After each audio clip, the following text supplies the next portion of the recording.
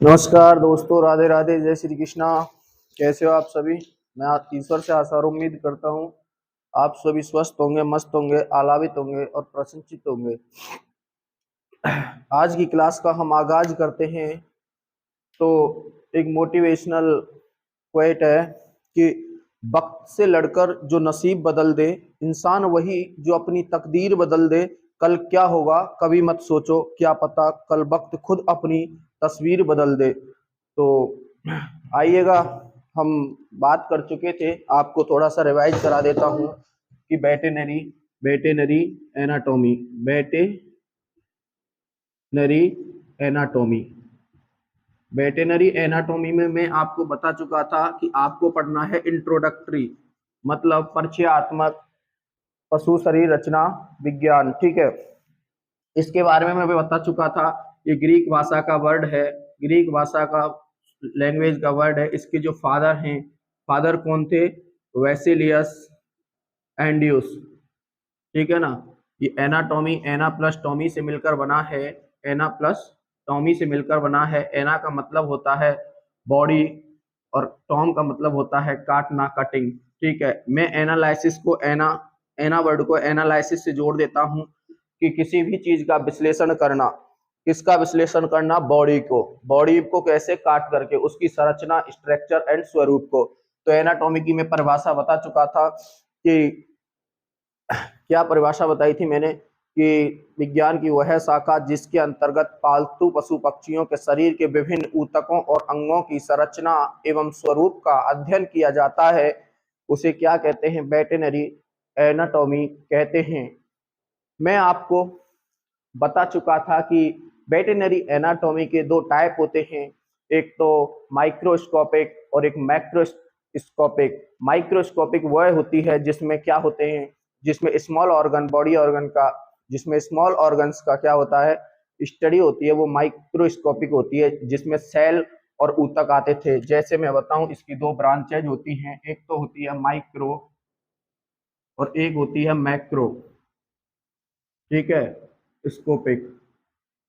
इसमें क्या, सूक्ष्म छोटी चीजों का अध्ययन किया जाता है, सूक्ष्म, है ना, जिसको जैसे सेल, और एक होता है टिश्यू, और होते हैं मॉलिक्यूल, लेकिन मॉलिक्यूल तो अलग अलग होते हैं, है ना। ऐसे ही यहाँ पे मैक्रो में दो थी, एक तो थी टॉपोग्राफिकल और एक अपनी थी कौन सी? सिस्टेमैटिक। ठीक है। तो सेल क्या थी मैं तुम्हें बता चुका था, कोशिका का जो अध्ययन है वो क्या कहलाता है? साइटोलॉजी कहलाता है।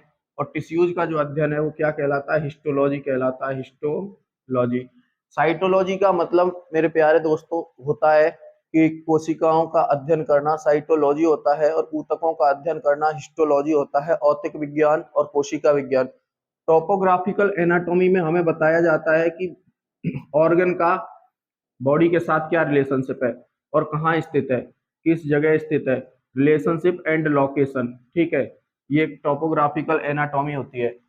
सिस्टेमेटिक में हम आज आगाज करेंगे सिस्टेमेटिक एनाटॉमी का, कि इसमें हमने पढ़ा था, एक तो ऑस्टियोलॉजी पढ़ा था, एक अरिथ्रोलॉजी पढ़ा था, एक मायोलॉजी पढ़ा था, एक न्यूरोलॉजी पढ़ा था, एक कार्डियोलॉजी पढ़ा था, है ना, और स्प्लैंकोनोलॉजी पढ़ा था, एस्थीसियोलॉजी पढ़ा था। तो इन सारी चीजों का आज हम अध्ययन करेंगे। तो आइएगा, करते हैं अध्ययन।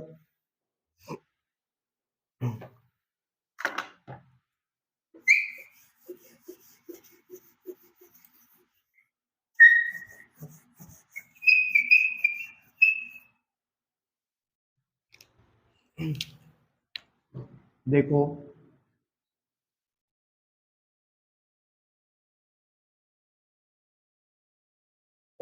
सिस्टेमेटिक एनाटॉमी, इसकी ब्रांचेज सबसे पहले है ओ एस टी ई ओ, ऑस्टियोलॉजी। देखो दोस्तों, जिस भी शब्द के पीछे लॉजी लग जाएगा तो इसका मतलब होता है स्टडी। ऑस्टियो जो शब्द है, ऑस्टिया का मतलब होता है बोन। क्या? बोन, है ना। तो स्टडी ऑफ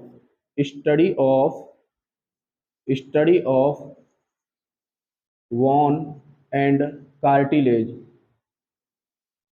बोन का मतलब होता है अस्थि, ठीक है, अस्थि। और कार्टिलेज का मतलब होता है उपास्थि, ठीक है। दूसरा जो है अपने पास वो है अरिथ्रोलॉजी।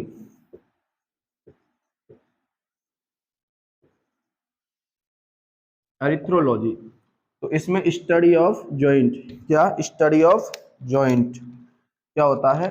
जॉइंट जो अपने जोड़ होते हैं ना, इनको कहते हैं study of joint.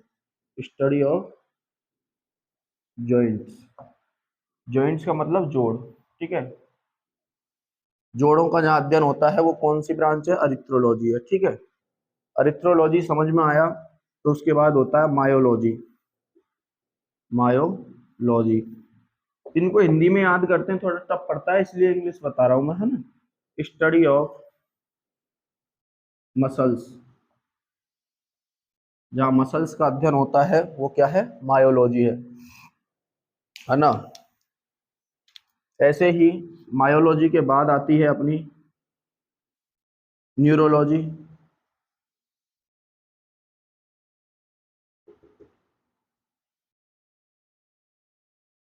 Study of nervous system, nervous system, study of nervous system, जहाँ नर्वस सिस्टम का अध्ययन किया जाता है, तंत्रिका तंत्र का अध्ययन किया जाता है, न्यूरोलॉजी। एक आता है अपना कार्डियोलॉजी। कार्डियोलॉजी जो होता है स्टडी ऑफ हार्ट, क्या? स्टडी ऑफ हार्ट, जिसमें हृदय का अध्ययन किया जाता है वो क्या है? स्टडी ऑफ हार्ट क्या है? कार्डियोलॉजी। थोड़ा सा माइनर डिफरेंट है, एक आती है एंजियोलॉजी। एंजियोलॉजी, लॉजी का मतलब होता है दोस्तों स्टडी, और एनजीओ का मतलब जो है वो है स्टडी ऑफ स्टडी ऑफ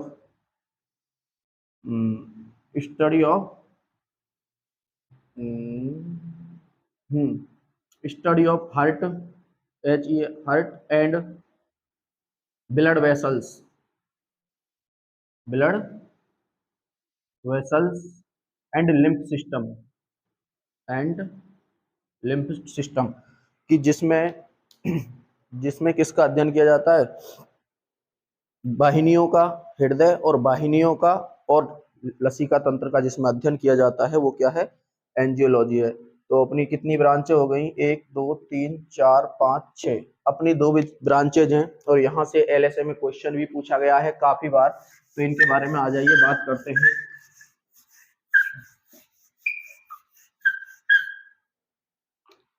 एक तो है अपना एस्थीसियोलॉजी, ए ई एस,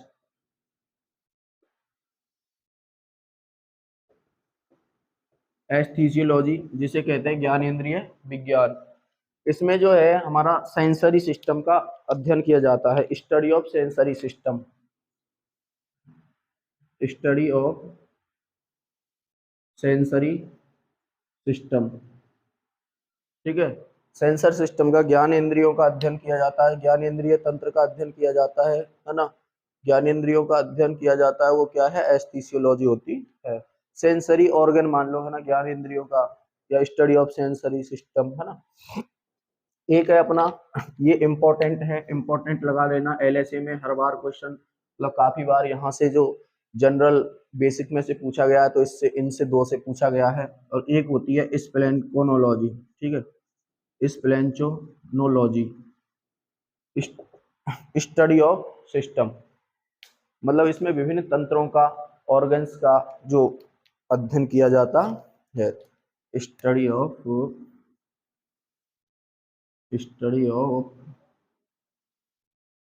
मैनी सिस्टम, या system and organs, system and organs, splanchnology, ठीक है। तो आपके समझ में आया होगा, आई होप, है ना।